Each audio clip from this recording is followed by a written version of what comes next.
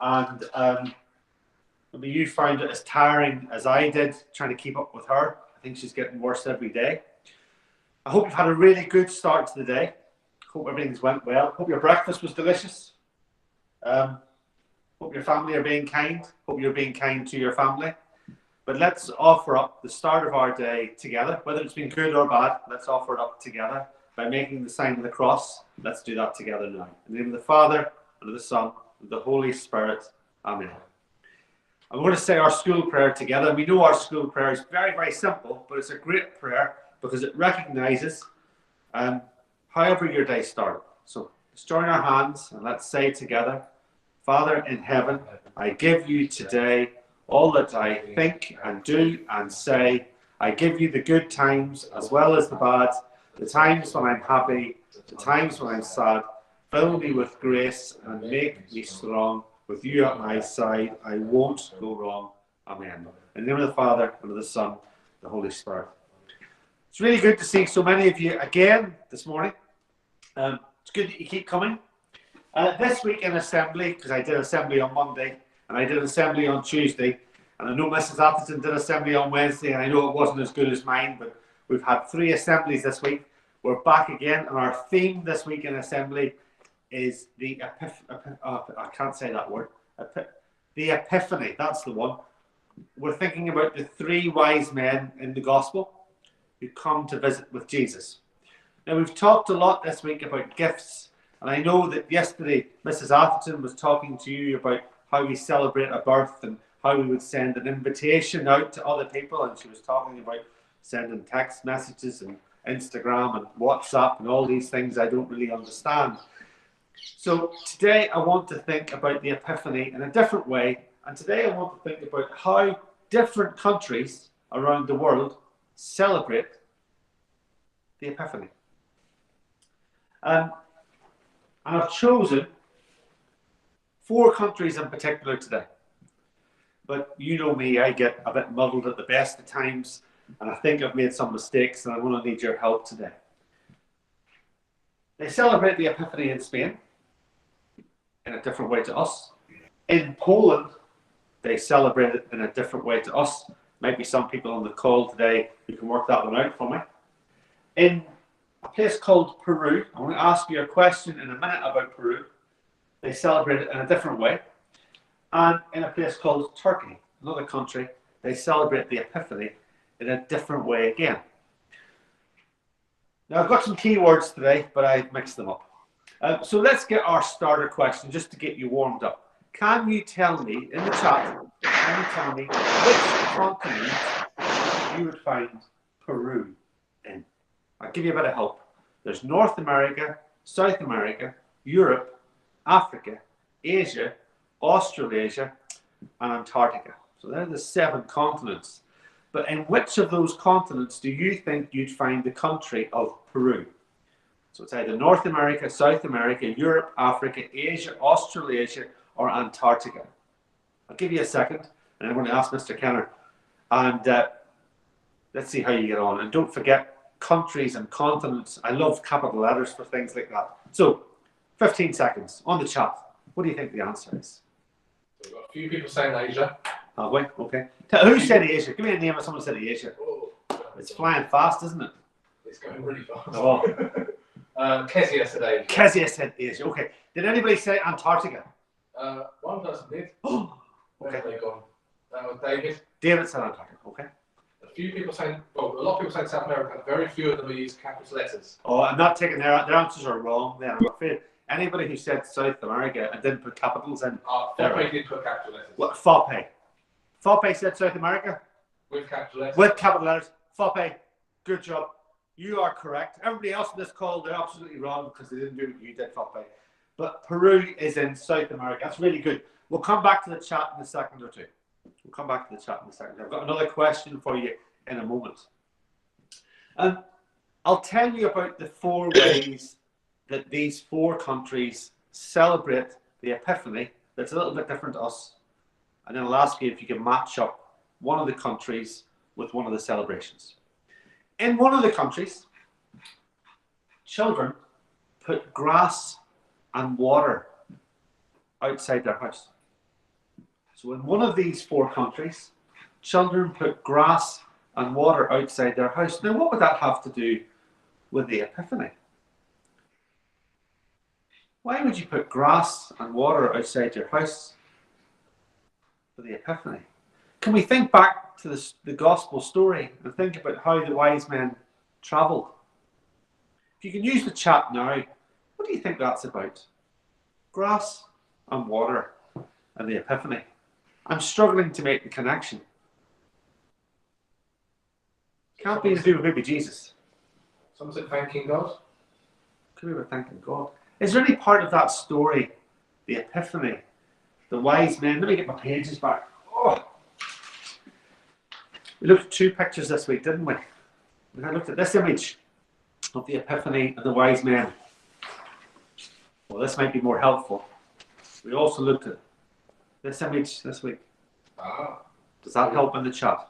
That helps surveying. He says the camels eat the grass and the kings drink the water.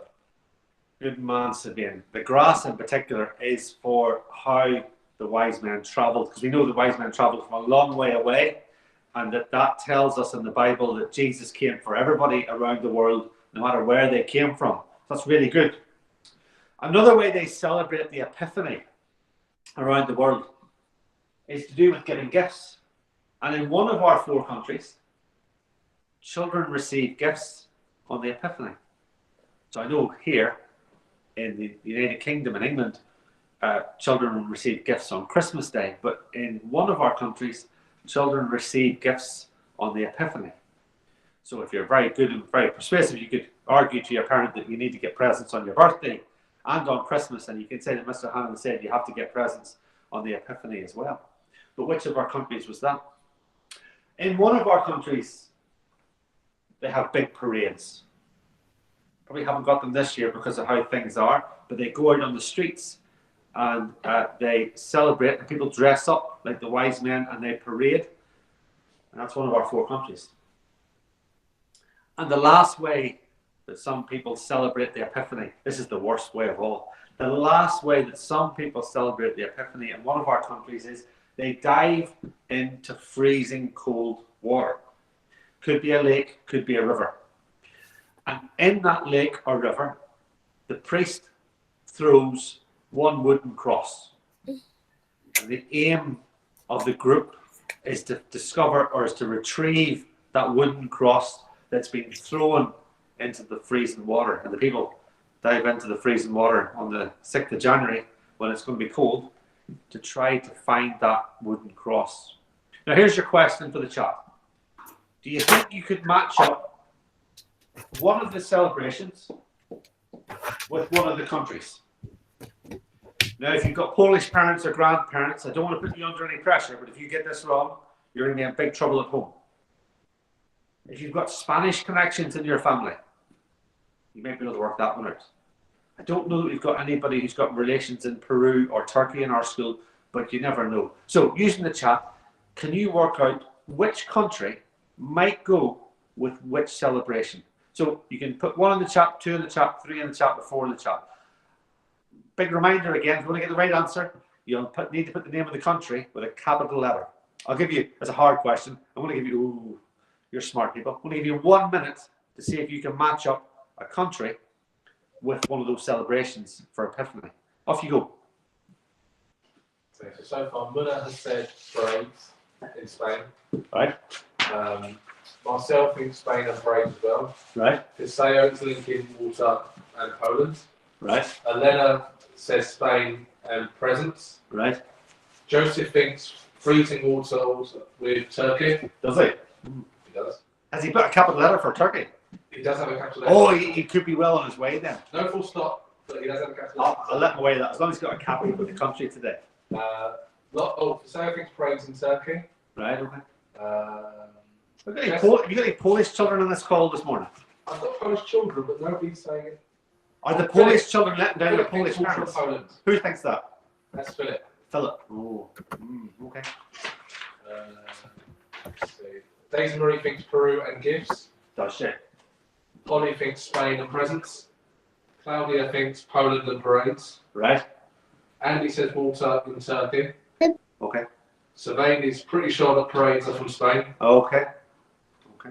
Joseph thinks presents go to Poland. Right. Okay. I want to stop you there. I'm really pleased with all those answers that are coming in. I'll have a look at the chat afterwards when I can get off this camera to see how you've actually got on. Really pleased to hear about the capital letters. Here are the right answers. No arguing today. If anybody's parents say I'm wrong, tell them they're wrong. Are you ready? Here we go. The actual answers are on my board now. In Spain, in some parts of Spain, they celebrate the Epiphany with gifts. Thumbs up if you got that one right. Okay.